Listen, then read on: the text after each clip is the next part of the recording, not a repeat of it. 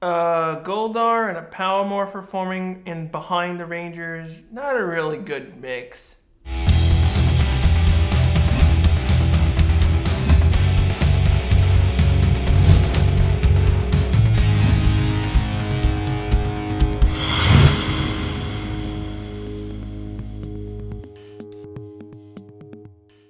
Hey guys, and welcome to another Ranger, and I'm Archer9234, and today I'll be discussing episode 15 of Power Rangers Season 1, titled Green with Evil Part 2. Now this episode is adapted from episode 18 of Jew Rangers. It basically follows the same similar plot as the original Jew Ranger episode, dealing with the Dark Sword.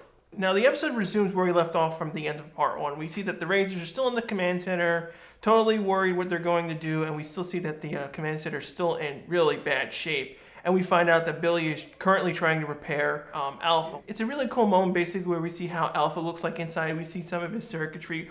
Eventually, Billy and Trini eventually repair Alpha 5, and he's finally functioning normally. But unfortunately, that's only one of their main issues. The problem is the command center is badly damaged, and of course, Zordon is still missing, and he's the only one who has the information on the Green Ranger. Now, there's a little stupid moment of dialogue where Kimberly says, well, he really trashed the command center really good.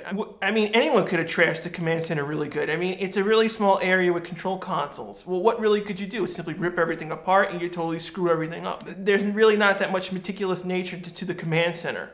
We head back to the Rita's palace and we find out that Rita's totally happy of what Tommy's been doing for her. And we also find out that there's this new special evil sword, which Rita must give the Green Ranger in order to keep him under the spell. Which is kind of an interesting plot point. I assume over time, Rita's original evil casting spell fades over time. So in order to reinforce this, she has to have this evil sword in order to permanently keep him under the spell. Which is all right for the beginning half of the episode. However, as the episode goes along, you see that there's kind of continuity issues that crop up with it. While Finster's describing the backstory of the evil sword and where it came from, we get a reused stock footage from Happy Birthday Zach where he's fighting the Black Knight, which was used originally where Zordon said he was fighting the Black Knight. And it's also one of the few times we actually get to see one of the original Jew Rangers in the episode. If you look closely, that's Goshi, the Black Ranger from Jew Rangers, fighting the Black Knight.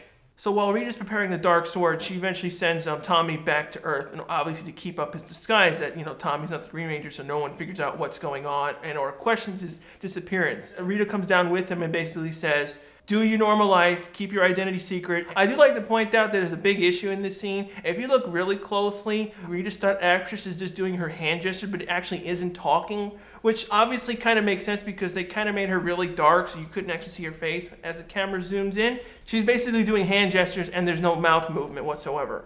As usual, Tommy is basically where he left off where he first teleported, is inside the alleyway. And conveniently enough, Bulk and Skull arrive at the scene just after Rita leaves, and as usual, is being their bully selves and is annoying Tommy. They always have the worst timing in the series. As usual, since Bulk is demanding an apology from Tommy, since Tommy's evil, he simply makes his eyes flash the glowing evil, or shocks Bulk and Skull's feet to get them tossed inside the dumpster. And we get the little humorous moment where Bulk says that he should check his eyes out. Now, while this scene was funny and all, and it gives us a little moment with Bulk and Skull, the thing that doesn't really make any sense is that how come Bulk and Skull never bring up the glowing eyes aspect ever again? So after a little bit, we finally return to the command center, and we see that after Alpha has been fully repaired and restored, we see that Billy is trying to determine what serious damages the command center. Unfortunately, since a lot of the wires have been burned and the consoles have been damaged, so while Billy and Trini are trying to repair the command center, we see that Zach and Jason are in the juice bar blowing off steam and trying to figure out the situation. Now this scene basically gives us a backstory of what happened. Zach and Jason basically figure out that someone with a power coin had to be the Green Ranger because he's the only one with a power coin, and of course they notice that why hasn't Zordon talked about this Green Ranger? I mean, he must have known. I always thought this scene was a little bit stupid and patronizing because really, the Rangers knew that in order to enter the command center, they needed a power coin.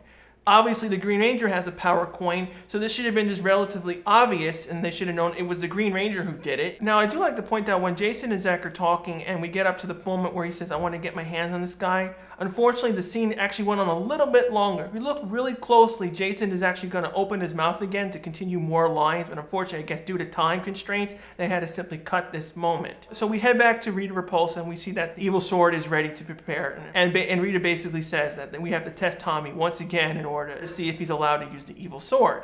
Now this scene made no sense for various reasons. One is that, didn't they already prove that Tommy can defeat putties? Doing another batch of putties wouldn't really improve anything because again, they're just ordinary putties and he defeated the first batch of putties with ease. The second thing is that since this sword is used in order to lock Tommy into the evil spell, wouldn't you want to give it to him? Because eventually your original spell is going to fade on him. Now the reason why this cropped up was because the way the Japanese episode had played out. In the original episode of Zyurangers, basically, Bandora didn't cast a spell on Borite when she released him from the tomb. Basically, she released him from the tomb and Borite simply agreed to aid her. There was no spell involved. As time passed, Borite started to go away from her. She uses the evil sword to basically aid him, but also cast a spell on him in order to keep him with her. Mainly because it was in the original Zyuranger episode, but since PR used it in the first part, that's the reason why there's two scenes of basically the same exact thing. Rita actually goes in person down to Earth to see the fight in person, which is kind of rare. But acute viewers may actually notice that Squad and Baboob actually have a flute and some musical instruments. And this doesn't really make any sense in the PR episode, but in the Zyurangers original footage, the reason why they had musical instruments was because the group was in a line and actually doing a musical tune while they were heading to where Borite was going to test the putties and receive the evil sword. That's the reason why he has a flute. So when Tommy finally arrives at the beach, we see that Rita is basically explaining that you must receive this evil sword and you must prove my worthiness. But then all of a sudden Rita basically teleports Tommy to the beach again. This made no sense whatsoever. I don't understand why it was in there. I mean, Rita and Tommy are on the beach already. Why do you need to teleport him again to another location of the beach? Just fight where you are. It was a waste of time. It didn't make any sense. At first you may think, well, they did it because they don't have enough of the Zyuranger footage to deal with, but the problem is Rita was still there with him even after the teleporting, so the scene didn't help either way.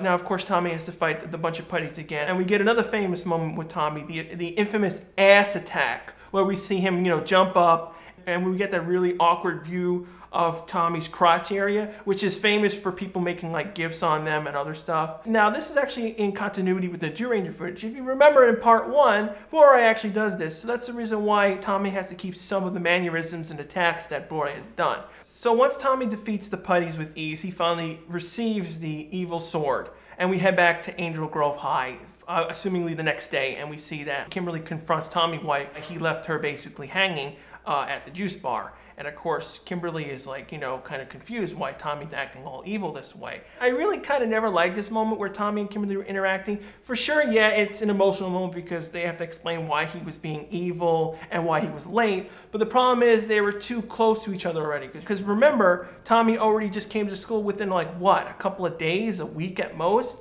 After a while, we see that Kimberly finally meets up with Zach, and we see that the communicators still work, meaning obviously the teleportation system is still down with it. So of course, Kimberly's finally discussing with Zach what happened with Tommy, and of course Zach, well, maybe he had something to do, maybe he's just, he's a new student, well, perhaps he's just, under pressure and stuff. And while Kimberly and Zach are talking, we see that Jason's inside the school looking around for Tommy, and eventually Jason finds Tommy, and we eventually see that, well, Jason was supposed to, practice his sparring match with Tommy, and of course Tommy's like, yeah, sure, I can do a rain check. But all of a sudden we see that Tommy uses his green power coin, and we see Jason get whisked away into another dimension. Once Jason arrives at the other dimension, he's totally confused where he is and is trying to contact Alpha in the command center, but unfortunately, since the communicators are still down, and all of a sudden Goldar shows up.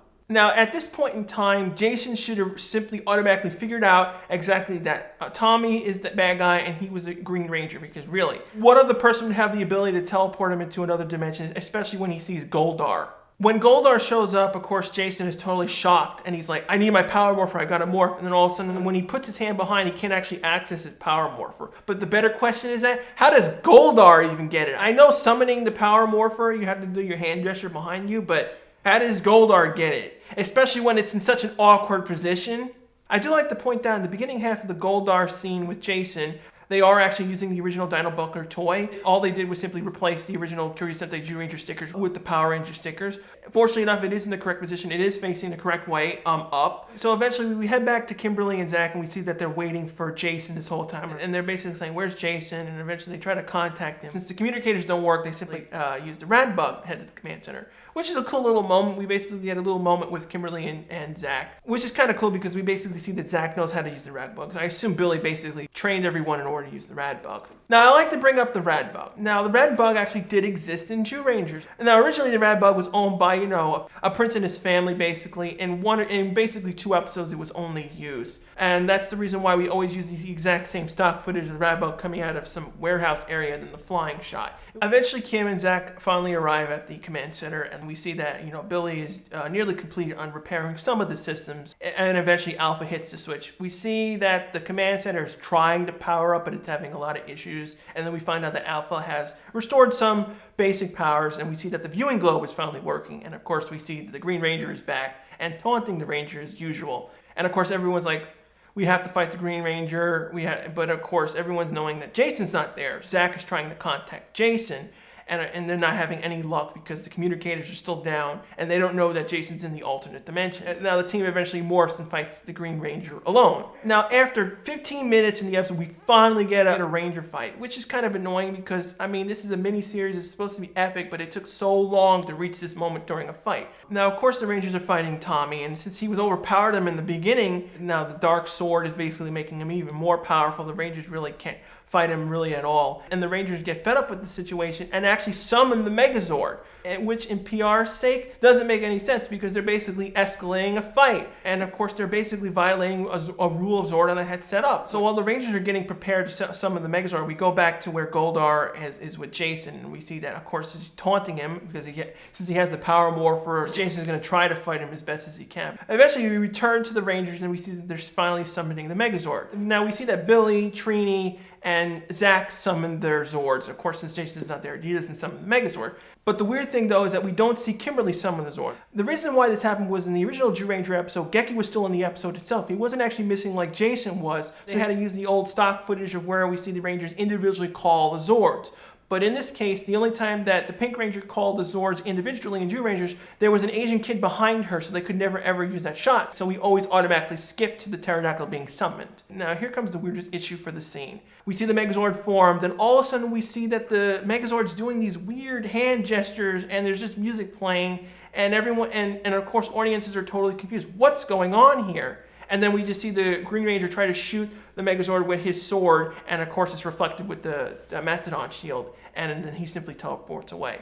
What happened in the original episode was that Daijujin, the Megazord, actually can talk. He's essentially a being of the 5 gods, and that's so while he's actually doing these gestures, he's talking, and that's the reason why the scene felt rushed, and it really was like condensed and didn't make any sense. So once the Green Ranger flees the scene, the Rangers finally return to the command center, and we find out that Alpha has made some progress repairing the command center, and where we basically get to see Zordon trying to come back. He's trying to basically give coordinates to where he is and where in order where to Alpha to connect the energy tube to where Zordon is, and is trying to alert the Rangers about the Green Rangers. But unfortunately, since the connection was lost, the Rangers still don't know who the Green Ranger is, and the Rangers are even more in dire straits now that Jason actually now is not on the team, and the Rangers don't know where he is. We head back to Jason, and Goldar is still taunting him with the power morpher. Fortunately enough, Jason does give the courage and actually knocks the power morpher out of Goldar's hand. The weird thing though is during all these insert shots, the power morpher was flipped upside down to how the US toy is released. And you can actually, if you look closely, you can actually see that the Power Ranger stickers are upside down in the wrong position. Unfortunately, this pissed off Goldar, and we actually see Goldar grab Jason's neck. Now, this is a big no-no to today's standards. Normally, in today's standards, you're not allowed to point a gun at a person's face, you're not allowed to grab people's necks, and you're not allowed to punch people in the face. But in this case, this was actually not cut during the reversioning or the original JetX rerun of this episode, which is kind of hypocritical. If you censor all those other scenes, you're supposed to censor this, but it would have been a horrible editing moment. Now, unfortunately, I have to give this episode a 3 out of 5. While this was a really good episode, as just like part 1, it did lack in many areas. The first and foremost, the lack of action. Yes, we have to basically explain the situation to the audience to make sure they know what's going on. But the point is that there was no real good Ranger-on-Ranger fight. We had all these weird moments with the Megazord, and of course the weird moments with Tommy and the teleporting and the fighting of the putties all over again. It just really didn't make any sense. What do you guys personally think? Do you think this episode was on par with the first part? Or do you agree with me basically saying it did lack in action, it did lack in kind of coherent storytelling? What do you guys personally think? Of course, leave your comments below on what you think on this episode, and of course, leave your comments below on what future episodes you would like me to review. For next week's episode, I'll be continuing the review with Green with Evil Part 3. Thanks again for watching. I'll see you guys right back here next week.